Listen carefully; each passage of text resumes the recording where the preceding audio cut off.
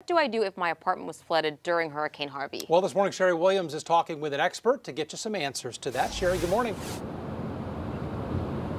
Good morning again, Russ and Lisa. We got a ton of great questions on Facebook Live. We've been doing that since last time I saw you for almost an hour. This is Andy Tees, Vice President of Public Affairs with the Houston Apartment Association. So Andy, we were saying, if the apartment's unlivable and your manager is not being reasonable, you can terminate that lease and be off the hook. It's one of the great things about Texas law. After a natural disaster, if a unit is totally unlivable, either party, either side can terminate the lease, usually with a written notice. And if it's a termination, that means you don't have to pay anything else. And if you have a really bad manager who's saying, okay, then I'm going to ding your credit, then you'll just have to dispute that when and if it shows up on your credit report. Now, you were saying you need a copy of your lease. What if you don't have it? It's gone. You can't find it. Your life's a wreck.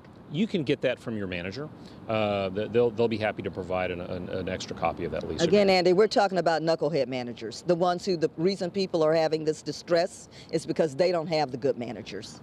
Well, sure. I mean, the law requires them to provide that, but if somehow they won't, just assume that your lease requires a written notice for lease termination if your unit's totally unlivable. So provide a written notice, send it in the mail, use certified mail if you can, deliver it in person, take a picture of yourself delivering it in person, but just document so you leave a record that you terminated your lease correctly. Another question that came up in our Facebook Lives was people saying that, look, they say they remediated my apartment, I moved in, I can tell something's off, it's making me sick. What option do they have?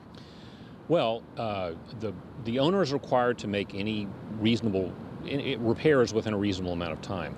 Mold is tricky. Most mold can be taken care of pretty easily if it's on the surface. If it's inside a wall or something like that, that needs to be taken care of. The moisture source needs to be removed, and that needs to be remediated. Okay, but we were saying, let's say it's in dispute, you're like, something's wrong, and their manager's like, no, it's fine, move back in. You can sue them. Go to small claims court. You don't need a lawyer. All right, thank you guys for all the great questions on Facebook Live. We're posting that on KHOU 11 and on my Facebook page. Back to you, Russ and Lisa. Really great information. Yep. I have a lot of good questions out there. Sherry, thank you so much for all of that. It is 6:26.